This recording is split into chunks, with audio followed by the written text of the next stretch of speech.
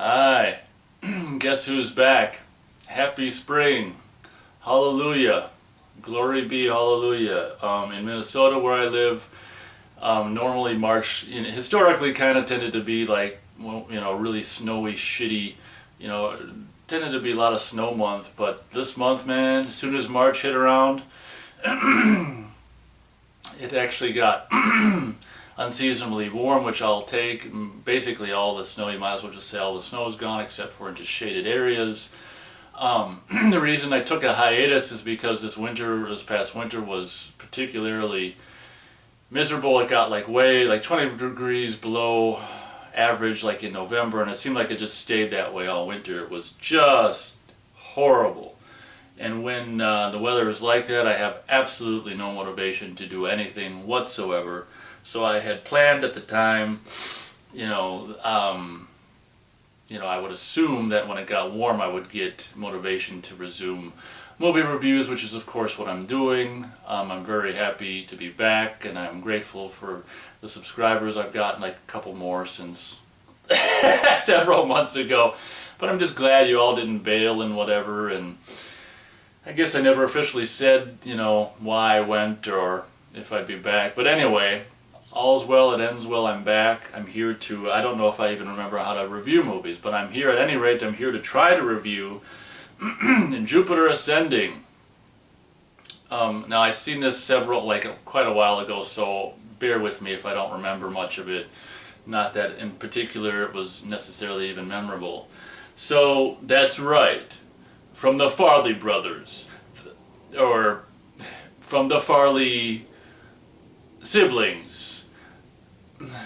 Fuck it. From the Farleys, the makers of the Matrix trilogy, comes Jupiter Ascending. Now, I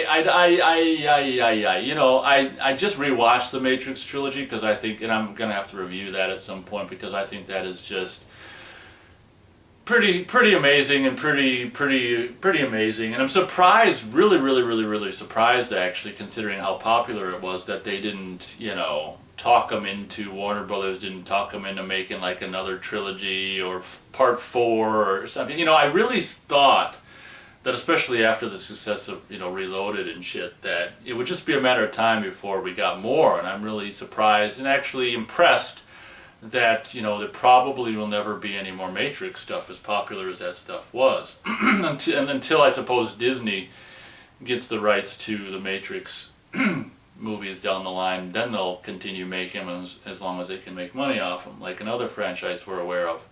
So anyway, the stuff they did after the Matrix trilogy, which was what? Just Speed Racer and I didn't see that one. Was it Cloud Atlas? I can't remember what the hell that movie was that they did a part of or whatever, but they didn't do a hell of a lot, much after the Matrix. So in my opinion, this was like the first kind of, I guess, Matrixy thing that they did since the Matrix. And I was I'm interested in sci-fi, or at least good sci-fi, which unfortunately isn't necessarily happening too much anymore. And, I don't know, I mean, that chick is kind of cute. I didn't know anything about that chick until, I bought, Forgetting Sarah Marshall or whatever, and I'm like, whoa, this chick is, pretty cute, that chick. I kind of think she might not exactly be, I don't know, the right person to play this part, because I don't really understand why someone who looks like that would be cleaning toilets. Wouldn't you model or something? But that aside,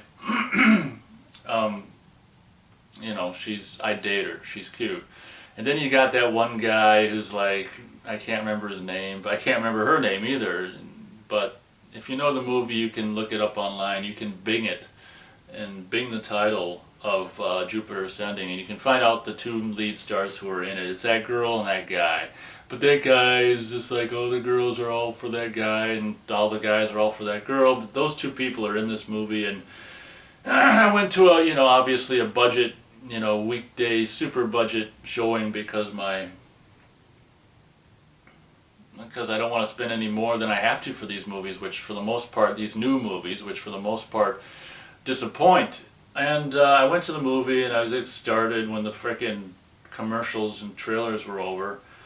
And I'm like, oh, I didn't really, unfortunately, like I say, I don't remember a whole lot of it, but I remember I don't really like how it began. It began in a way which I thought was kind of confusing. You know how The Matrix starts, where it's just like, you don't know exactly what's going on until whatever, and this is why stuff's going on and stuff. Anyway, when you just introduce characters like the guy who's on his hover roller skates and stuff, it's just like, okay, who's who? Particularly, I think it just has to do with my personality, but when I see a movie for the first time and you get exposed to all this and that happening, and you see all these different people, it's a lot of times, depending on the movie, for me, it can be very confusing, and you don't know who's good and who's bad and what's up and what's down and right and wrong and all this stuff. So the beginning of the movie was less impressive to me. It was just like, oh boy, and it's just kind of like how I was kind of unimpressed with the whole, with that chick, with that girl's name in what the hell's the name of that movie? That one I was so disappointed by, Interstellar. That girl in that movie had the name of, I can't remember what her name was, like quantum mechanics or something. It was like, whatever, that girl in that movie had some name that was based on some scientific whatever. So I was really disappointed, first off, to find out that this girl's name's like Jupiter. I'm like, oh Christ. So the whole movie is just going to be her getting in a plane and that's it. She's just going to ascend in the plane. Luckily it was more than that. But long story short, I was unimpressed with how it started.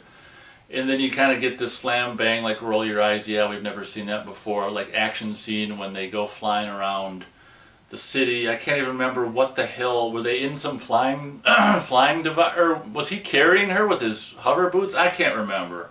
All I know is they were flying around the city and enemies flying after them and, trying to chase them. And it was kind of a wow scene, but it's like kind of roll your eyes because it's like, gosh, I've never seen that before situation. And long story short, I didn't really like how it began, but I warmed up to it and stuff like that, and it got, I kind of warmed up to it midway, and then I felt like, okay, it's towards the end, it was wearing out its welcome, and it's just like, okay, oh, he's gonna, trick her to marry her so then they can do whatever, And what I found was kind of funny is, at the end of the day, how much this movie was, in a way, a weird, super weird remake of The Matrix, because it's like the exact same, like the whole reason for the movie is the exact same thing, which is really weird. Like, The Matrix, like the machines took over and needed humans, to, because a human makes a certain amount of energy or whatever, so the humans that were, they had humans born and plugged into the Matrix so they could just use their bodies for energy, like, big bunch of batteries, And this movie is like exactly the same, except for a twist. These people, I don't know if they're aliens or whatever, these, a lot of details are lost on me in one viewing. These, whatever they are, these elite people, basically, they raise, planets with people in them over the millennia or whatever, and then they harvest them for all the bodies, which the body parts are all liquefied or whatever and used for rejuvenating, rejuvenations for these like elite, people who run everything to basically rejuvenate themselves so they can just live. I don't know if it's forever. It's a long time, we'll put it that way.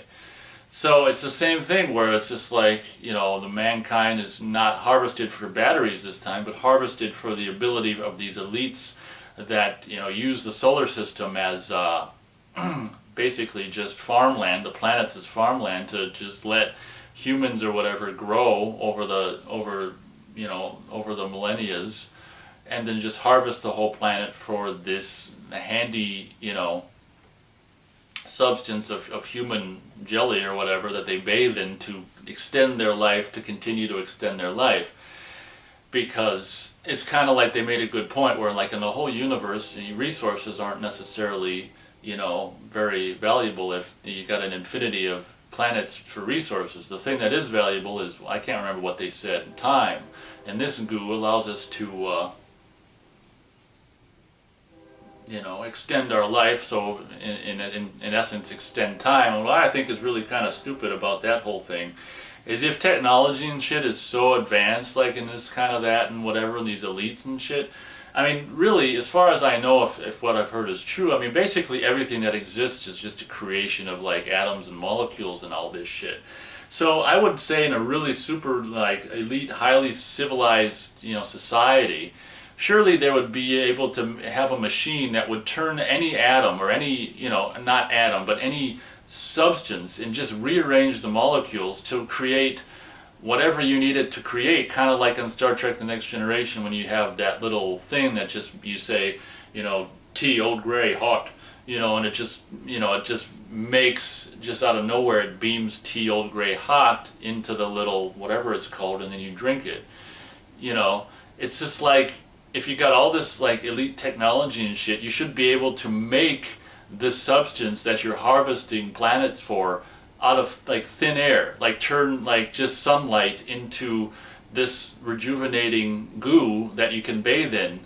You see, understand what I'm saying? Because if what they were been told by the scientists is true, everything that's physical is just a bunch of billions and gazillions or whatever of molecules. So just use an atomizer, a moleculizer, and just make this human, rejuvenation, goo shit, and then bathe in it. You don't have to go through all the trouble of farming planets for millennia and shit. Just make it. But that's just my overly analytical, just nitpicky, ever-aging mind, just being a grumpy bastard at the movieplex. So, I think at the end of the day, we'll go 2.5 stars for Jupiter Ascending. I do remember that girl kind of wore that one checkered shirt for, I think, the most of the movie and stuff, which was, surprising. But she's, like I say, she's cute and whatever, and the girls say the guy's cute. I mean, the girls really like that guy and whatever, I don't care. Really wasn't, I was disappointed in the sense that, the Matrix trilogy just rocked my world and so many other people's world. I was just disappointed of the lack of creativity and originality. I mean, can't the Wachowskis now, I guess, can't the Wachowskis come up with something better than that these days? But I guess apparently not. Not tremendously, amazingly recommended, but I think, did Michael Giacchino do the music? I want to say he may have. Don't quote me, but if he did, I'm right. He may have done it, which, like I say, he's just one of the best guys out there, in my opinion, doing music nowadays. Everything else sounds like just shit, like it was written by itself, like a computer program written all the other music, that stuff that passes for film scores in movies now. But I remember the music being particularly maybe pretty here and there. Another thing in closing, I want to complain about is just the elite kind of, quote unquote beautiful people who are like just the evil ones. And just, I remember this one guy who was just whatever the hell he was, like elite pretty boy guy, and it's just like, every pose, it seemed like every single moment of the movie was just posing for like a guest photo shoot or something, or Gap, or, some kind of photo shoot, and it's just like, give me a break. And one of the things that I didn't like about this kind of a movie is just the villains are just so, just stale and overly done, and just like, yeah, I never seen that before, and just, I don't know. There was a lot of elements I really didn't like. I can't remember what I did like. I know that, there was something that I kind of liked, but I seen it weeks and weeks and weeks ago, like when it came out. So I don't remember many particulars. Would I buy it? Maybe previously viewed for $10 on Blu-ray or less or something.